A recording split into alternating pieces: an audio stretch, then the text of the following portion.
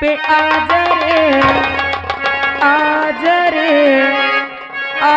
रे सवरिया हमारी अटरिया पे आज रे सवरिया ताका झांकी तनिक होई जाए हमारी अटरिया पे आज रे सवरिया ताका झांकी तनिक होई जाए हमारी अटरिया पे आज रे सवरिया हमारी अटरिया पे आज रे सवरिया देखा देखे हमारी अटरिया पे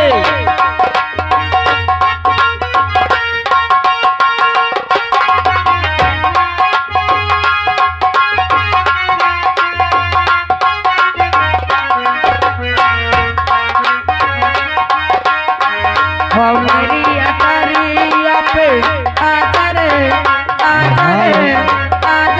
सवरिया अरे करिश्मा रानी, अरे प्रधान जी की फरमाइश बोल दो भैया। ओके अभी छोटी हूँ अरे अभी छोटी हूँ बालम जवान होने दे अभी छोटी हूँ बालम जवान होने दे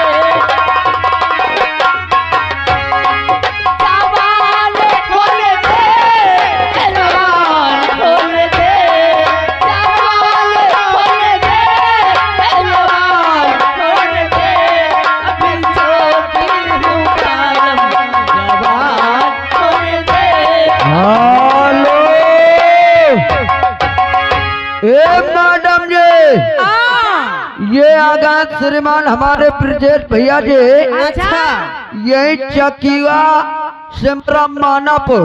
हाँ ये भैया मूंगफली का धंधा करते हैं। अच्छा अगर तुम पंचन का चबाक हो तो मंगवा दे। हेलो 11 दे रहे हैं। और आप क्या कहना चाहती हैं? मैडम जी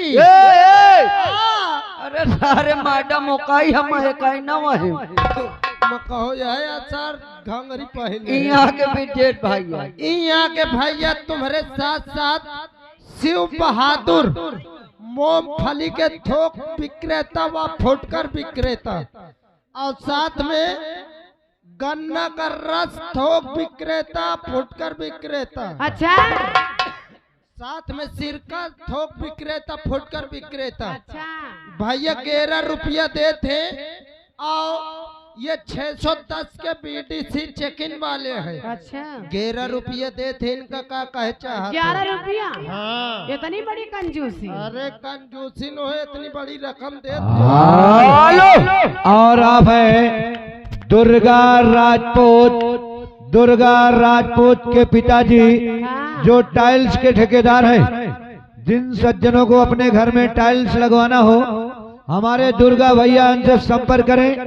21 रुपए का सम्मानित पुरस्कार दे रहे हैं। धन्यवाद। और आगे श्रीमान हमारे करिश्मा नानी ए बोलो देख तोरे चढ़ने वाले चढ़ने वाले मैं करिश्मा नानी हूँ तेरी नानी हूँ सुन ले यार, क्या सुन लो भैया कहा थे चाहने वाले हैं आ गए श्रीमान हमारे रोहित भैया आए ग्राम ओनहा से हाँ ये 11 रुपया दे रहे हैं। अच्छा वो वाला गाना जो चलत रहा दिल लेके जा रहे हो दिल लेके जा पूरा हो कटे ओके और आप है मेवालाल राजपूत लोधी हाँ प्रधान पद के उम्मीदवार ग्राम सभा चकीवा। आपकी तरफ से 51 रुपए का सम्मानित पुरस्कार आ रहा है। हाँ धन्यवाद। और ये फरमाइश के माध्यम से कहना है बहन जी हेलो हाँ यहाँ के मंडी ब्रजेश भैया चकीवा मूंगफली वाले अच्छा 10 रुपये तो ही क्या आए क्या चाह रहे हो 10 रुपये तो ही क्या ले ना ले तुम पकड़ो पकड़ ले यार। ए यार धारे खो न जाओ, तुम धारो, तुम धाई ले। 10 रुपये इनका है। अच्छा मोहिका यानी कि 50 रुपए। 50 रुपये दे थे उनका। कौनो बेहतरीन सा गाना सुना। Hello hello. और आप आ गए जिस बच्ची का मुंडन हुआ उनके पिताजी विनोद कुमार भैया, हाँ आपकी तरफ से 21 रुपए आ रहा है। अच्छा और साहब की फरमाइश हुई है, अभी छोटी हूँ बालम जवान होने दे।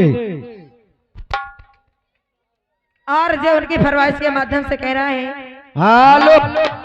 और आ गए श्रीमान हमारे राजेंद्र कुमार भैया जी। अच्छा ये छीटी के पूर्व से चल करके आए हुए हैं। हाँ जिस भाई को यानी हेल्ड शोल्डर का काम करना है, ब्रेड का काम। हाँ एक अरुआ हो का क्या भैया का काम है यार। 11 रुपया दे थे। और आप क्या कहना चाहती हैं? भाई न करवा ये तो ही क्या करवा खो चल। अबे यार काम करवा बहन जी कहना है फरमाइश के माध्यम से। और दिल ले के जा रहे हो, और दिल ले के जा रहे हो, कैसे जिएंगे हम। दिल ले के जा रहे हो, कैसे जिएंगे हम। हेलो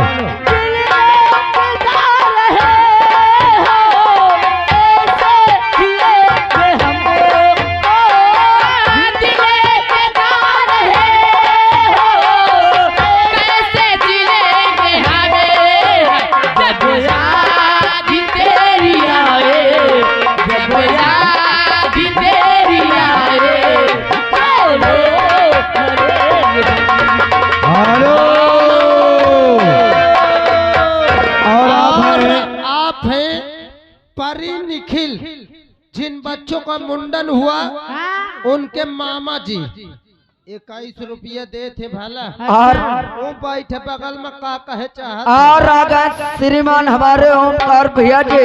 हाँ ये 11 रुपया दे रहे हैं। अच्छा और मैडम जी गीत मांग रहे हैं। क्या बैठूंगी पिया पुलोरो में। और जिस बच्ची का मुंडन हुआ उनके चाचा जी, अच्छा ग्राम सभा दिमंगलपुर, आपकी तरफ से 11 रुपए आ रहा है।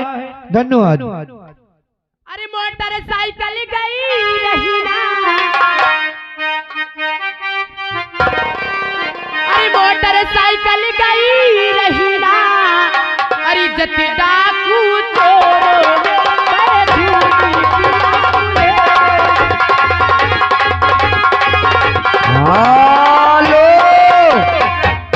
और ये फिर आगे बार बार कर रहे हैं नोटों की बौछार। वही हमारे श्रीमान राजेंद्र कुमार भैया ग्राम छीटी के पूर्वा से ये 11 रुपया फिर दे रहे हैं। अच्छा और भैया जी का कहना कि देखिए जिस भाई को ब्रेड का कोई आगे वो कहीं मिल पहले ब्रेड का काम करना है, होलसेल का काम करना है तो हमारे राजेंद्र भैया से संपर्क करें। और आप हैं श्रीमान परी निखिल, उनके मामा अमृतलाल, उनकी तरफ से 11 रुपया आ रहा है। पार्टी स्वागत। हेलो। और एक करिश्मा रानी जी, कहिए बाबूजी। ये आ गए जिस लड़की का मुंडन हुआ उनके पिताजी, अच्छा विनोद कुमार राजपूत लोधी। और करिश्मा तुम्हारे लिए 11 रुपए स्पेशल दे रहे हैं। अच्छा और फरमाइश वही मांग रहे हैं, अभी छोटी हूँ बालम जवान होने दे। और अभी छोटी हूँ बालम, अभी छोटी हूँ बालम, और जवान होने दे, अभी छोटी हूँ बालम।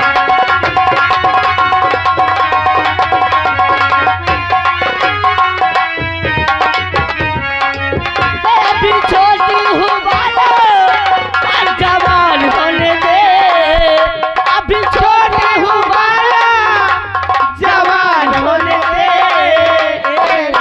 मेरे गालों पे तिल का, मेरे गालों पे तिल का निशान होने दे। हेलो।